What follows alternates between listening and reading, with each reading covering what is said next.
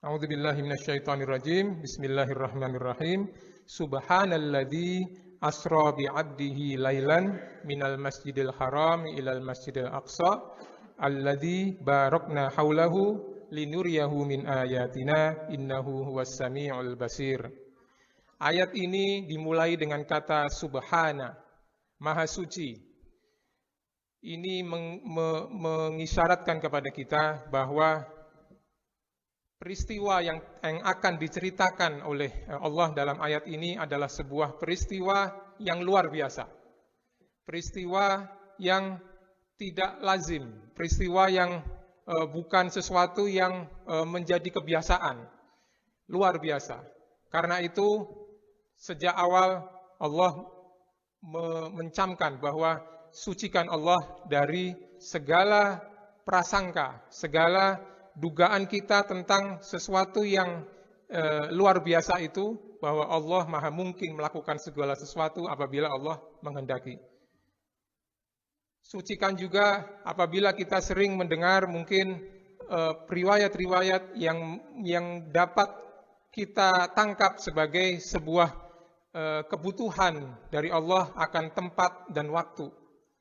Seolah-olah Allah berada di tempat tertentu, kemudian hambanya, makhluknya bergerak menuju ke tempat tersebut. Sucikan Allah dari sifat-sifat yang melekat pada makhluk. Bahwa Allah itu maha sempurna, maha mampu melakukan segala sesuatu yang Dia kehendaki. Itu yang ingin disampaikan dengan ayat ini, dimulai dengan kata subhana. Maha suci, sucikan Allah Subhanahu wa taala dari segala, bukan hanya keburukan, tapi juga kebaikan, kehebatan yang terjangkau oleh kita. Karena setinggi-tingginya kita mengira, menempelkan, menyifati Allah, Allah pasti lebih dari itu. Jadi yang pertama, sucikan itu apabila nanti dalam kita mempelajari peristiwa Isra Mi'raj ada sesuatu yang merendahkan Allah Subhanahu wa taala. Kemudian yang kedua, hal yang menarik di sini adalah kata berikutnya, subhanalladzi asra. Asra itu maha suci Allah yang telah memperjalankan abdihi, hambanya. Jadi hambanya di sini yaitu Nabi Muhammad SAW bukan berjalan sendiri, tapi diperjalankan oleh Allah Subhanahu wa taala. Jadi Isra dan Mi'rajnya Nabi ini adalah perbuatannya Allah Subhanahu wa taala. Allah yang memperjalankan, bukan Nabi yang berjalan atas kemampuan dan kehendaknya Nabi Muhammad SAW. Jadi jangan bandingkan perbuatan Allah dengan perbuatan manusia. Bagi perbuatan manusia itu mungkin sesuatu yang mustahil, tapi bagi Allah tidak ada sesuatu yang mustahil. Contoh lain yang kita bisa dapatkan ketika Allah menyebutkan peristiwa turunnya Ababil untuk menyerang Abrahah yang akan menghancurkan Ka'bah. Alam taro fa'ala rabbuka, tidakkah engkau telah mendengar perbuatan Rabbuka, Tuhanmu, kepada ashabil fil, pasukan gajah. Itu peristiwa itu disebut oleh Allah sebagai perbuatannya Allah. Fa'ala rabbuka. Ini juga Isra Mi'raj adalah Allah yang berkehendak memperjalankan hambanya untuk bergerak dari Masjidil Haram ke Masjidil Aqsa, kemudian naik Mi'raj ke Sidratul Muntaha. Jadi ketika kita melihat sesuatu itu adalah perbuatan Allah, maka Allah itu maha kuasa atas segala sesuatu. Allah menginginkan setiap hambanya tidak pernah dalam segala kondisi, bahwa Allah maha mungkin, maha mampu untuk mengubah segala kondisi itu. Kita ingat pada sebuah riwayat bahwa Isra Mi'raj ini terjadi pada tahun yang diistilahkan dengan Amul Huzn, tahun kesedihan, karena pada tahun itu Rasulullah SAW baru kehilangan 2 orang yang sangat dicintainya, yang mendukung dan membela dakwah Nabi, yaitu istrinya Sayyidah Khadijah alaihissalam dan pamannya Abu Thalib. Ini membuat beliau sangat sedih, dan kemudian Allah SWT menghibur bahwa diperjalankan, kemudian diangkat sampai ke Sidratul Muntaha. Jadi kita lihat ibrah dari kondisi itu pada kondisi kita saat ini, kondisi pandemi, kondisi krisis dan sebagainya. Percayalah bahwa Allah Maha mampu mengubah segala sesuatu itu dalam sekejap, dalam waktu yang kita tidak bisa sangka-sangka, di luar perkiraan kita semua, insya Allah. Kemudian yang ketiga adalah bahwa di sini disebutkan kata bahwa Nabi Muhammad SAW itu disebut dengan abdihi, hambanya. Tidak disebut nama, tidak disebut sesuatu yang ada melekat di dalam kalimat abadnya itu. Beda dengan ketika menyebut nabi-nabi lain, Abdana Dawud, Abdana Sulaiman, Abdana Isa, semuanya disebut namanya. Tapi Nabi khusus untuk Nabi Muhammad cukup disebut dengan abdihi, karena Rasulullah itu sudah mencapai tingkatan tertinggi dari penciptaan manusia. Sebagaimana kita ketahui, Allah SWT berfirman bahwa wa ma khalaqtul jinna wal insa illa liya'budun. Sungguh kami tidak menciptakan jin dan manusia kecuali untuk menjadi hamba, untuk beribadah kepada Allah SWT. Nah, Nabi sudah mencapai tujuan penciptaan itu, sehingga Allah cukup menyebut abdihi, dan itu langsung terasosiasi dengan Nabi kita, Nabi Muhammad SAW. Kemudian yang keempat adalah bahwa peristiwa ini terjadi di waktu sebagian malam.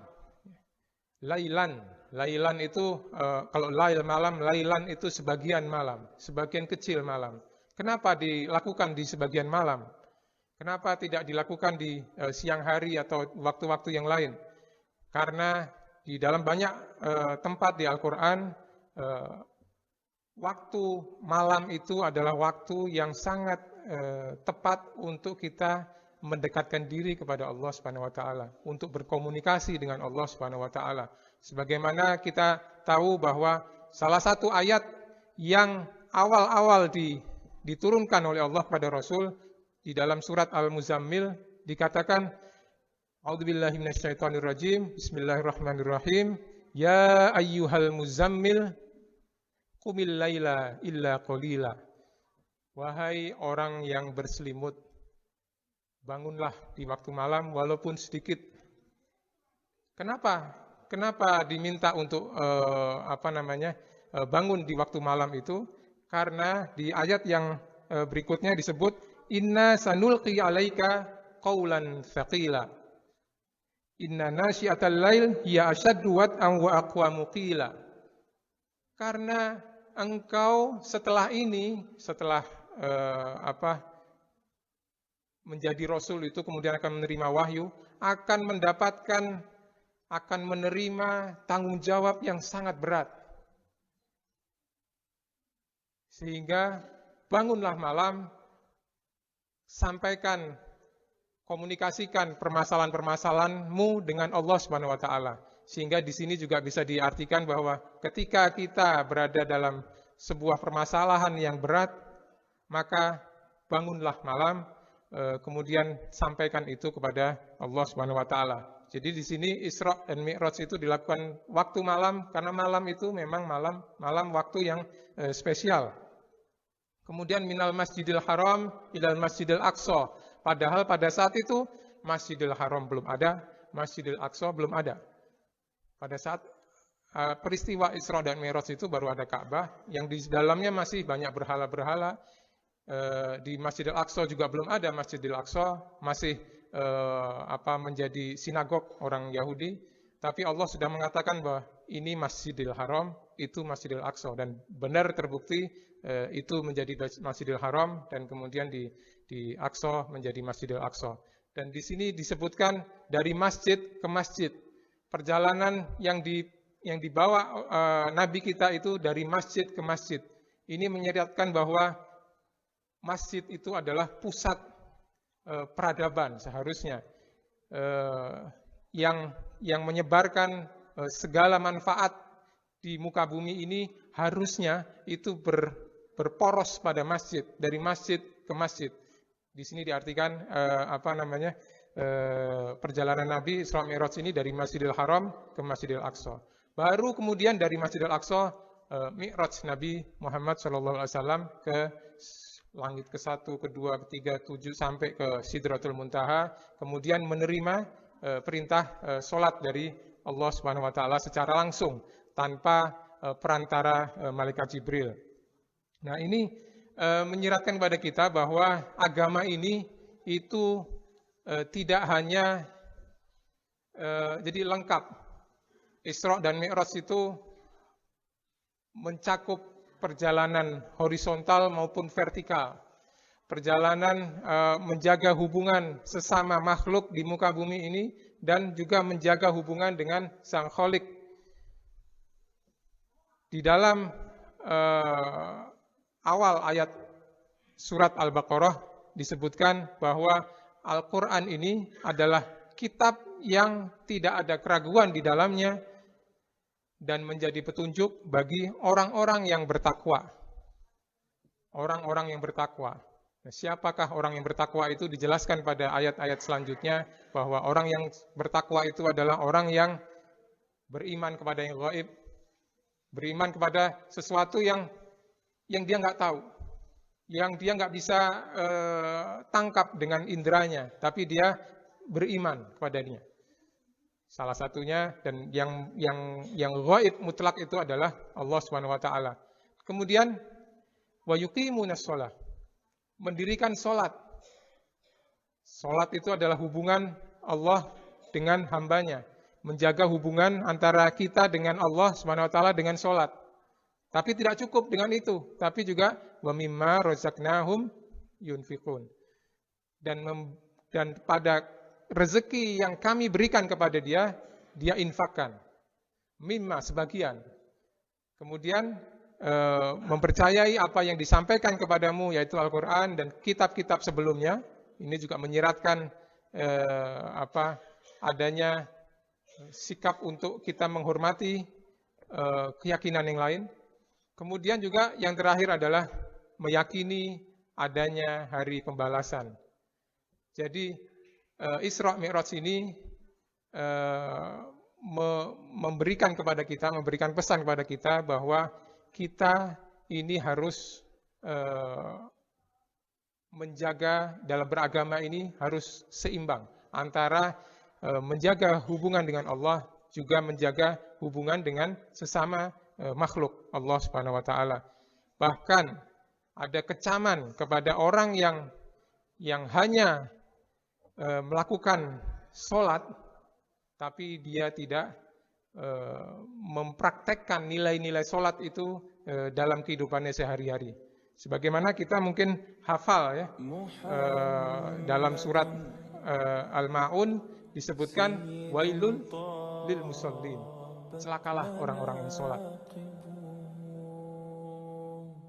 Orang yang sholatnya seperti apa yang disebut celaka itu adalah alladzina hum an sholatihim sahun, yaitu orang yang untungnya bukan fi sholatihim tapi an sholatihim. Kalau fi sholatihim itu di dalam sholatnya dia lupa, lalai gitu. Tapi an sholatihim itu akan nilai-nilai sholat itu dia melalaikan. Apa sih nilai-nilai sholat itu? Sholat itu adalah meminta kepada Allah, doa. Sholat itu secara lughatan, secara bahasa artinya doa. Baru secara syariat perbuatan yang dimulai dari takbir diakhiri dengan salam. Tapi secara bahasa salat itu doa, meminta kepada Allah Subhanahu wa taala. Nah, di ayat selanjutnya disebutkan nilai-nilai salat. Lalai terhadap nilai-nilai salat. Yang pertama, dia salat itu bukan untuk Allah tapi untuk dilihat oleh orang lain. Dan yang kedua, ada orang yang minta bantuan, kita nggak mau bantu. Ada orang yang butuh, kita tidak mau bantu. Maka celakalah orang yang sholat yang lalai terhadap nilai-nilai sholat, yaitu membantu kepada orang-orang yang membutuhkan. Semoga Allah Subhanahu wa taala dengan peristiwa Isra dan Mi'raj ini kita bisa ambil hikmah supaya kita bisa menjadi hamba Allah, menjadi umat Rasulullah SAW yang membawa misinya untuk bersama-sama kita menerapkan agama ini dengan seimbang, memperbaiki terus hubungan kita dengan Allah dan memperbaiki hubungan kita dengan sesama. Aqulu qouli hadza wa astaghfirul azim li wa lakum wa li jami'il muslimin min kulli dhanbin fastaghfiruh innahu huwal ghafurur rahim.